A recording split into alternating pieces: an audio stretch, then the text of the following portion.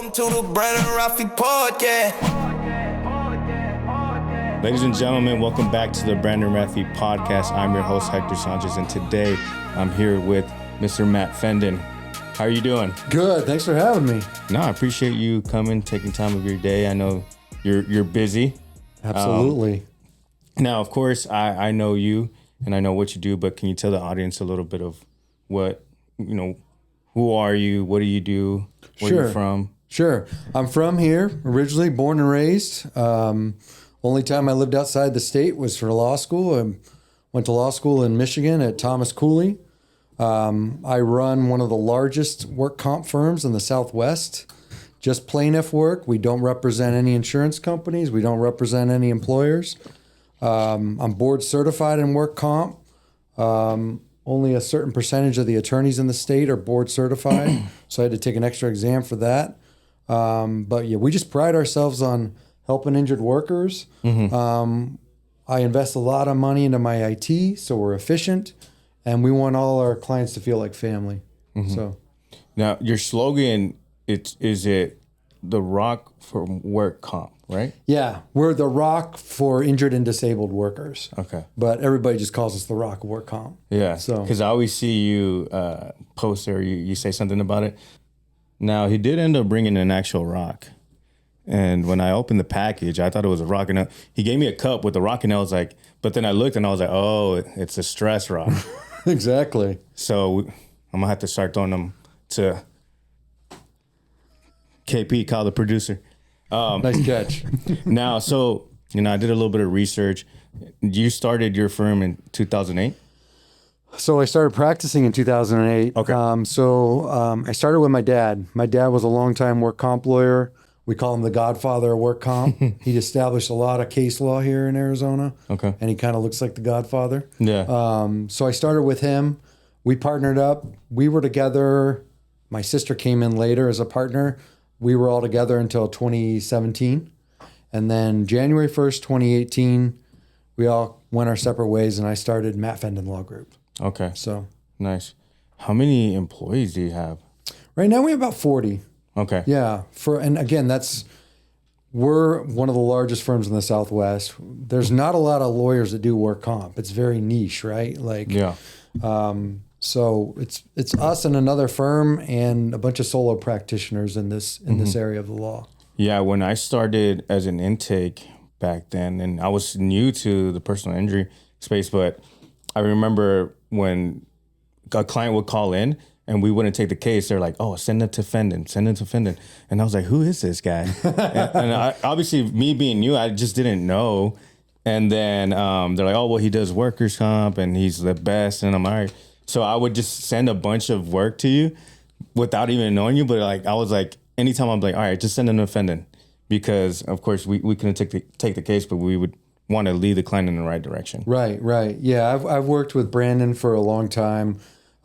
Basically, right after he set up his firm, mm-hmm. we connected sometime shortly after that. So we've been working together for a long time.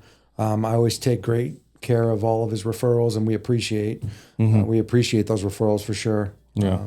Now, of course, you run a law firm and everything. Do you have like a daily routine that you do? Yeah. So I'm very OCD, very type A.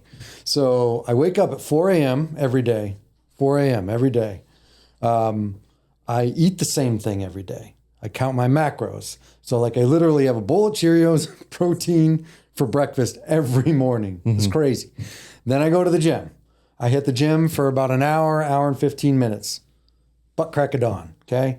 So I'm working out, shower up, head into work, mm-hmm. then work a full day, typically come home afterwards if I don't have any happy hours or business events afterwards. Then I play my drums. I got a beat lab at my house. Call it my beat lab. I know that. Yeah. A bedroom that's set up with just drums. Nice. And so I'll go home, play my drums for about a half hour, then kind of veg out the rest of the night if I don't have work to do. So, are you the type of guy don't touch my drum set? like in the movie. Step Brothers. Did you touch my drum set? No, people can touch my drum set. Just don't do what they did in Step Brothers. Oh my God. We're not going to include that, but if you've seen the movie, you know what we're talking about. Right, exactly. No, the reason I ask is because I always like to ask someone that's successful, like, what's your routine like? But now I know we got to wake up at 4 a.m. It's where it's at, man. I'm telling you, like the days I don't go to the gym are the days I'm kind of exhausted. Like I kind of drag through the day. My staff knows when I don't go to the gym because I'm a different person.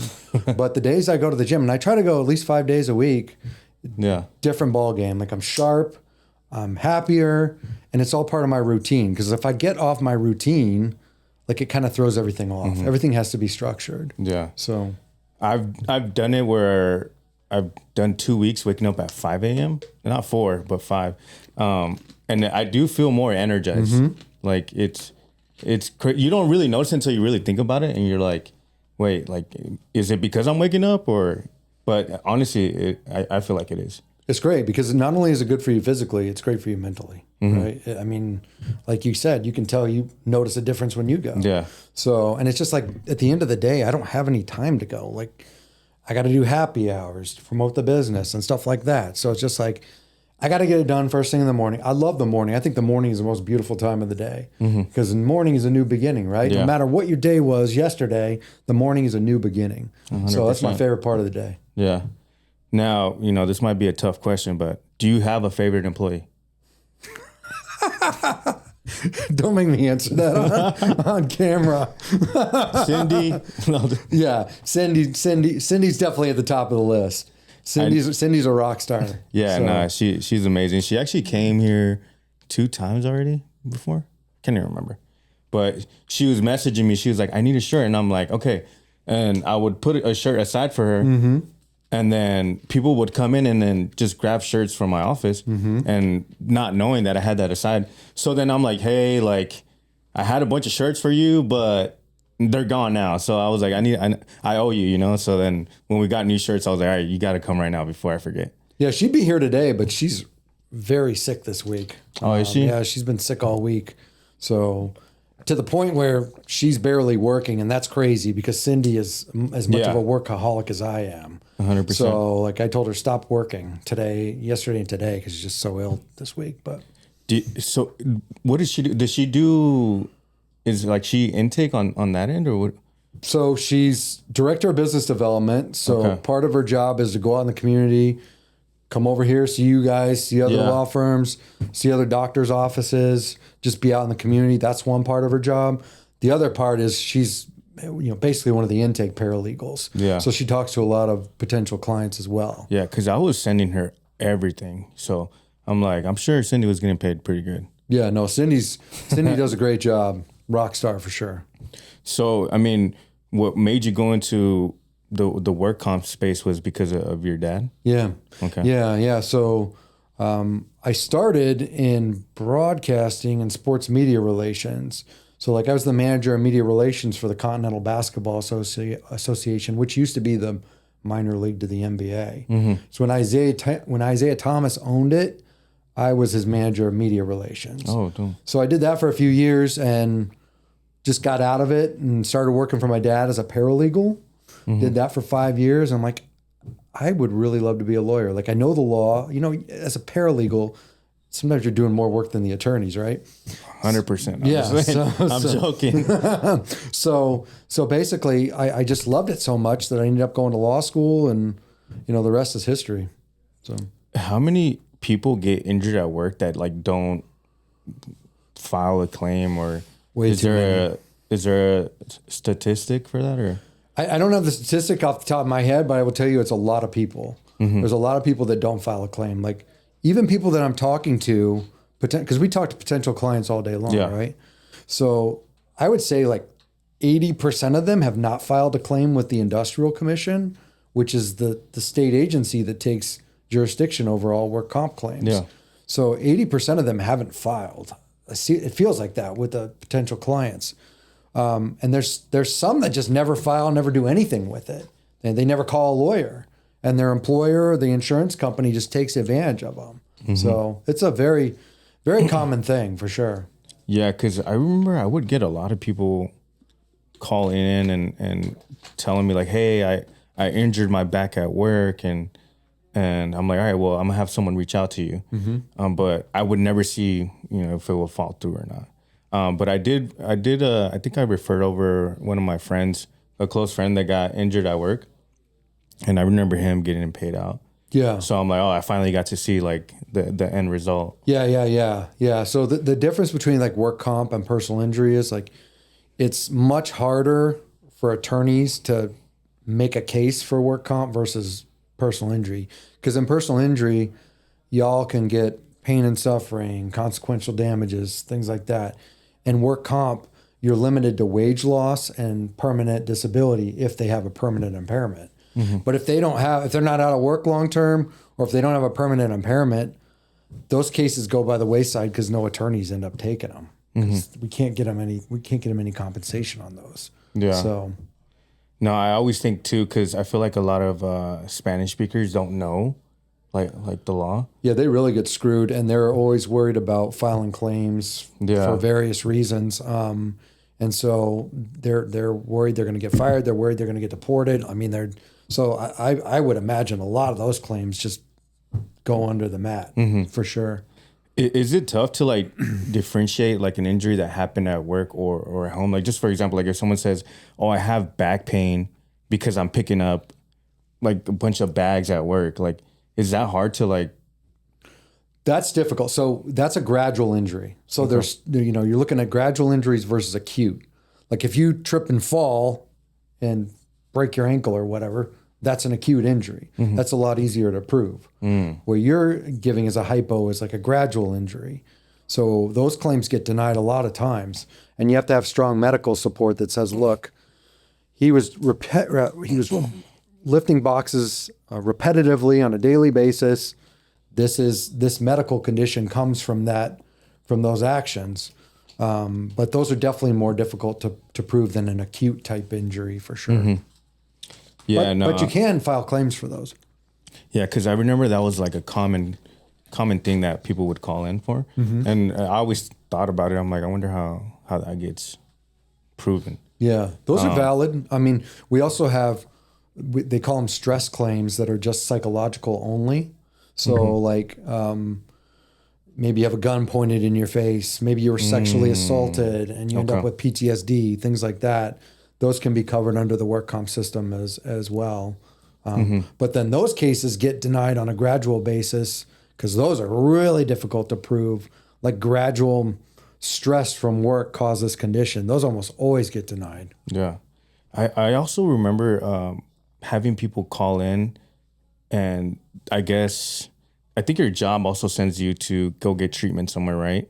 Is it Concentra? Yeah. One of those type places. And from what I remember is that it's almost like they were just trying to get you not more worried about your health, but more worried about getting you back to work, right? Yeah.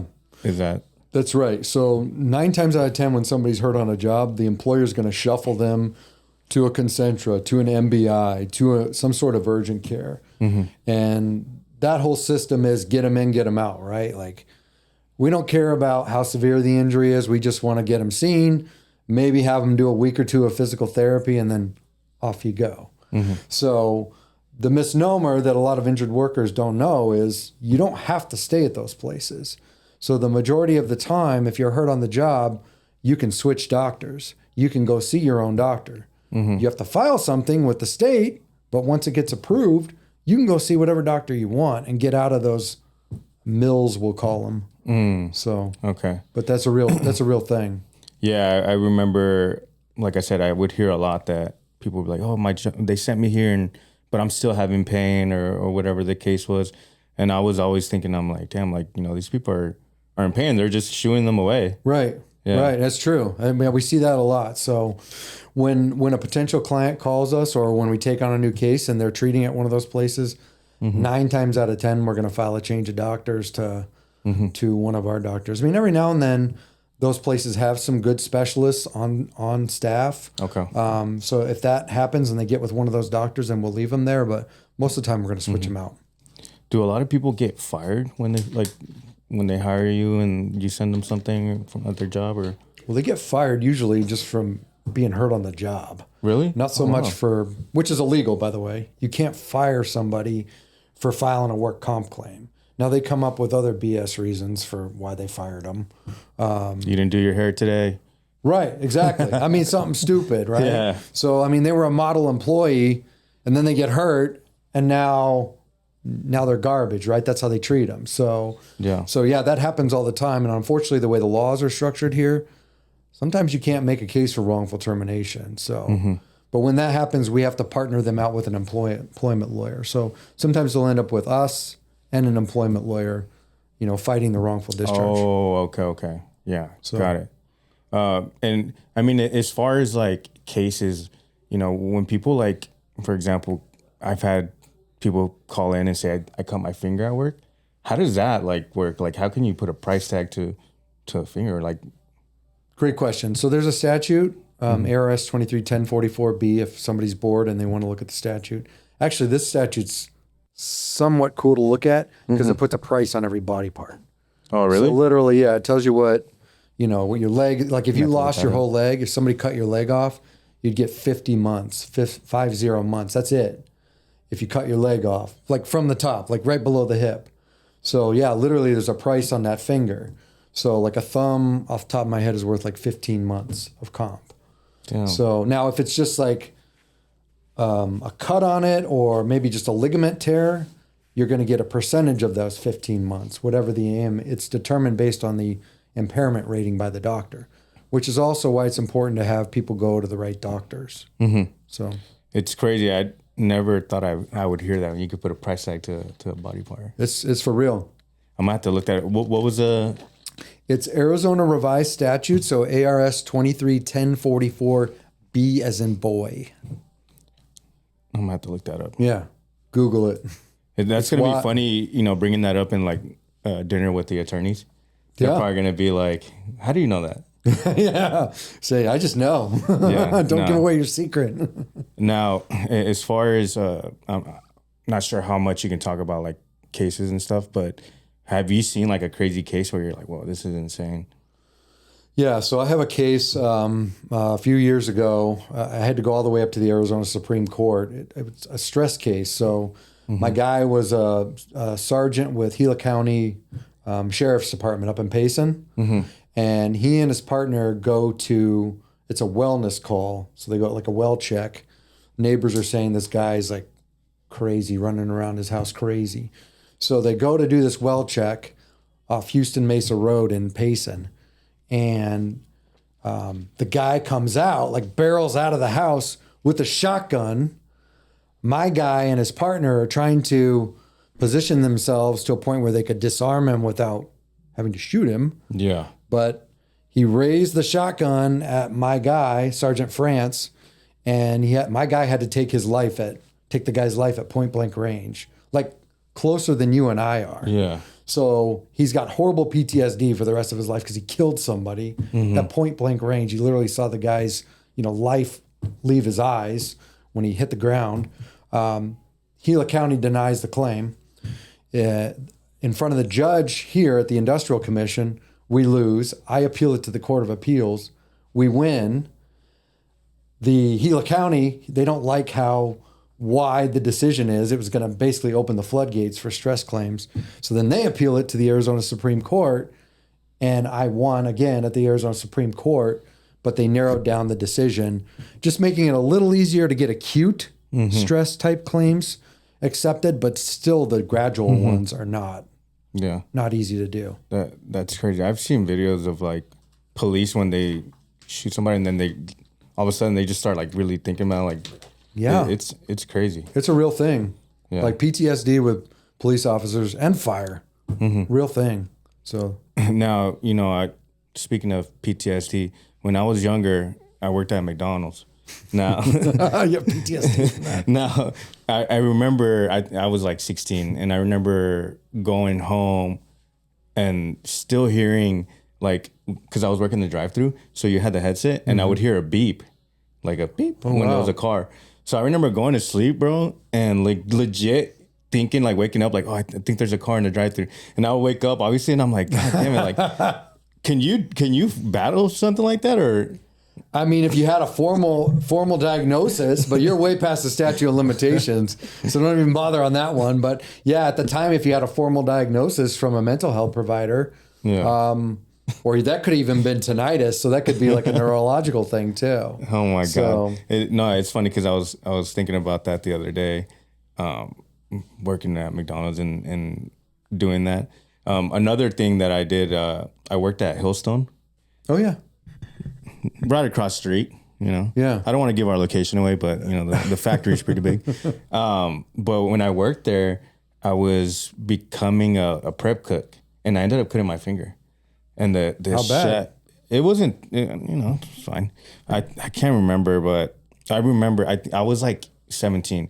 So in my mind, I was like, man, like this is what it feels like to work, and because I thought I was gonna get sent home, but the chef was like pissed. And he was a cool dude, but I cut my finger and I was like, man, I'm gonna get sent home.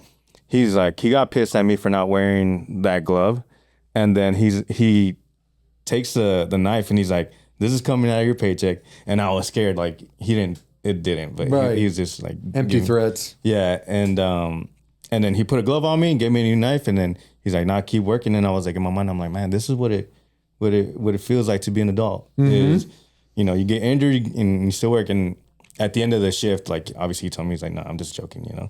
But he's like, don't ever not wear that glove again. Right. But yeah, that I didn't even file a claim or anything. Yeah. And again, if it's something minor where, you know, if you get a paper cut, don't file a claim. And you lucked out that you didn't have anything serious there, but something that could be serious, even if it feels like, oh, maybe it's nothing, like a back strain or something, you should still file just to make sure your rights are protected and go to the doctor. That's the other thing we see is with potential clients, they don't go to the doctor right away. And you guys have that in PI too, where people don't go to the doctor right away and they kind of mess up the case. There's like 3 months of treatment gap. It's a major problem. Yeah, I've seen a lot of people, and I've seen a lot of people that are really injured and they don't go, and I'm like, what? Like in my mind, I'm like, what? But it's fear, right? Because I think it's people are afraid of losing their job. I think that honestly, that's what it comes down to. They're just worried about losing their job, so that's why they don't do anything with it. Or they're a crazy workaholic like me, and they just want to keep going. So yeah, no, 100%. And a lot of older dudes, they would, like, especially like when they would work construction, they would get in an accident, they would show up, and then they would do like one visit, and then they wouldn't treat anymore. And then they would call in and just say like, oh, well, why didn't I get paid? And well, the attorney's like, well, you just didn't treat, dude. Right. It's crazy, but yeah, a lot of people do just kind of work off the injury, I guess, technically. Yeah, it happens a lot. Yeah. Happens a lot. So unfortunately. Yeah. What was I going to tell you? Did you ever get injured at work yourself, like growing up? Nothing that I would file a claim for, like paper cuts and stuff like that. I've had a couple work comp claims at my firm. Yeah. Which is always interesting, but it's always stuff that they're not doing their regular job. Like they're setting up for an event. Like we had like a lunch for the firm and somebody's taking the trash out to the dumpster and they roll their ankle, or they're walking down the stairs at the firm and they roll their ankle. So I think those are the two claims I've had, was two different people. One rolled her ankle taking trash out, and the other one was going down the stairs and hurt her ankle. So I haven't gotten hurt on a job per se, but I've had some work comp claims at my office, and I make sure I'm like, hey, we're filing a claim. Like, you know, I practice what I preach, right? Like if you get hurt with me, you're filing a claim. So no, I've thought about it here too, because we drive a lot of the cars, and sometimes, and like if I need to go to a meeting, I'll take my car, and they yell at me. They're like, no, take a Rafi car, because they want to make sure I'm covered and and everything. So I do get in trouble a lot. Sorry, Tish, I'm not gonna drive my car anymore. But yeah, no, they're always like, take one of the Rafi cars, which is funny because sometimes when you're driving a Rafi car, either people are trying to get hit by you. Are they really? Yeah, I swear, I get a lot of people cutting me off. Really? Yeah. That's wild. Yeah, stuff like that, or people are honking at you, trying to get your attention. Yeah. I don't know why. But yeah, no, it's insane. Especially, I mean, just Phoenix drivers are pretty crazy. They are. But yeah, especially when I'm driving like that big van, I'm always like making sure because I'm like, I don't 10 and 2. Yeah, I was like, I don't want to hit anybody, you know? Right. But yeah, Right. people do cut you off. They honk at you.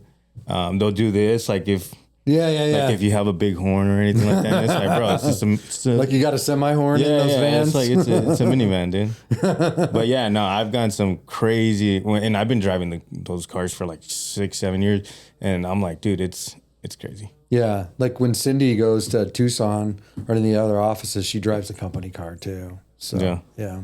Yeah. Now we used to have a key. Oh no, what was it? It was like the little smart cars. I forgot what it was. It was like a little 2-seater, but that was my favorite car, and it was funny to drive, and people would always honk at me. Sometimes I would get flipped off. I don't know why.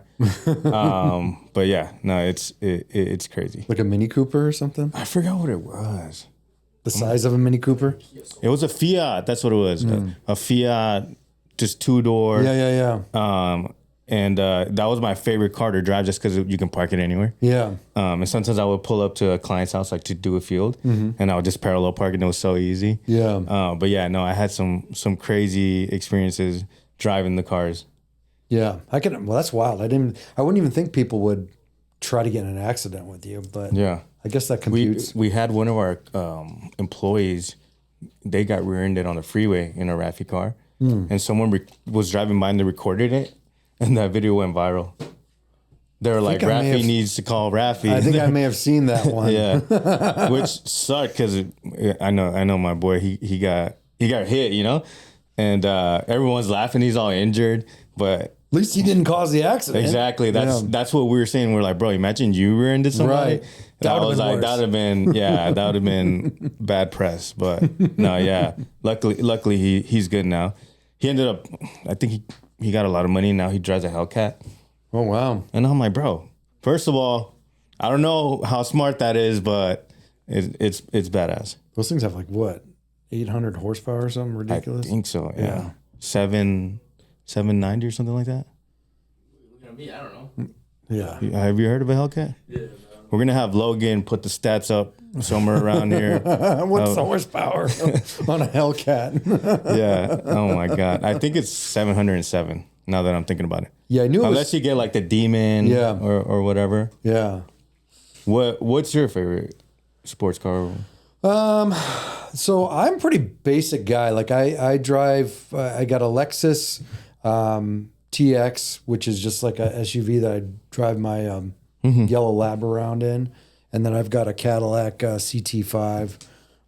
So like nice cars, but nothing too flashy. My favorite sports car, I'm not a big sports car guy. As a kid, did Matt Fendon have... Oh, Lamborghini Countach. Okay. It's funny because I feel like everybody, that's like their favorite like dream car is the Lamborghini Countach. Mm-hmm. There was a Transformer that was a Lamborghini Countach back in the day. Was it the cartoon version? Yeah. Okay, I think I remember seeing that. Yeah. That's where I got into it, was that the original Transformers. Yeah. So no, they're sick, honestly. Yeah. I forgot what movie I saw it on. I saw a streamer buy one the other day, and I'm like, man, they're sick. I think they made like a newer version of it, like I forget what it's called, but it's like they retroed it in a sense. But yeah, they're sick. Yeah. Now, I mean, as far as you, do you have anything planned in the future? What are you looking forward to? A continued expansion, right? So like we're getting really busy in the Tucson area. The Tucson office is blown up. Mm-hmm. Prescott's always been busy. We got an office in Prescott Valley. Flag's a lot slower than Prescott. It's crazy. Prescott's busier than Flag. You wouldn't think so, but it is. But continued growth in the state. Ultimately, I want to go into Colorado, follow you guys into Colorado. I got a license in Tennessee because it's my second home. Okay. So eventually maybe put an office in Tennessee as well. Yeah. But like grow or die, man. That's where I'm at. Like one of our core values at the firm is grow or die. If you're not growing, you're just dying. Like there's no plateau. Like you're up or you're down. There's no staying in the middle. So yeah, just continued expansion, add as much AI because it helps with efficiency, not to replace people, but to make them more efficient. Yeah. And I've also started adding like more global staff. Like I have international people working for me now too. Okay. So nice. This whole video is AI, by the way, guys. I love it. I love AI. Yeah. I was thinking of some content ideas recently, and I was bringing them up to Brandon. And I'm like, I want to do a series where I go and work at other people's jobs. That'd be cool. So maybe I can go to your office. Yeah. Follow Cindy around. Of course, I'm not going to record any of the files. But I think it'd be funny just to go over there and see Absolutely. You're more than welcome anytime. But no, yeah, I think I would want to do it and just follow like Cindy around, see what she does. I was also thinking of doing it like at a Dunkin' Donuts or something, like something like just chill, just to see That'd be cool. See how it is. Yeah. That'd be cool. But since you came over here, I got to go over there, you know? Absolutely. Maybe we film a podcast on that side. Let's do it. I'm down. And then we can bring Brandon onto the podcast finally. Brandon, come to the office. I know. It's funny because he's like, who do you got next? And then I'm like, well, I got Fendon coming in. He's like, oh, Fendon. And I'm like, yeah. And he's like, maybe I should go. And I'm like, you tell me, dude. I can put an extra chair in here. Brennan and I love shooting the shit. Like good cocktail, just shooting the shit. So that'd be great. And if you come over to my place, we'll have whiskey out. Tish, I didn't say it. It was Matt. No, we're fine. Don't worry about it. But no, yeah, I appreciate you coming on board. And, I'm excited because I do want to do that. I want to go over there and come on over and figure it out. And if you guys, hopefully you guys don't get injured at work, but if you do, you guys know who to call. But like I said, we don't want you to get injured, but if you do, no paper cuts, don't come at us with none of that. And I mean, if you're traumatized like me, when you're just hearing that beep, just reach out to Matt Fendon. You might have something. Right? Yeah, we'll talk to anybody. Anybody that calls us, we'll talk to them. I don't care what the injury is. We talk to anybody and everyone because you never know. Now, I mean, they can just find you online. Yeah, you can find us online. Just put my name in. I'm everywhere. Or it's fendonlaw.net or .com. Main number 602-562-9111. But honestly, just Google my name or ChatGPT my name, and I'm going to come up everywhere. So perfect. All right, guys. So you heard it here. Matt Fendon. Hopefully you guys don't get injured, but if you do, you know who to call. And on that end, we'll see you guys on the next one. Welcome to the Branding